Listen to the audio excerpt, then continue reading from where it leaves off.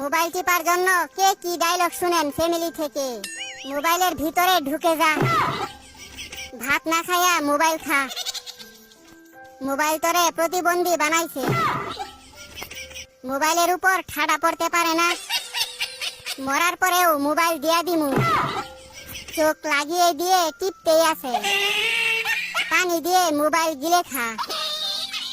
নেশাখুরের মতো হইছে মোবাইল টিপতে টিপতে।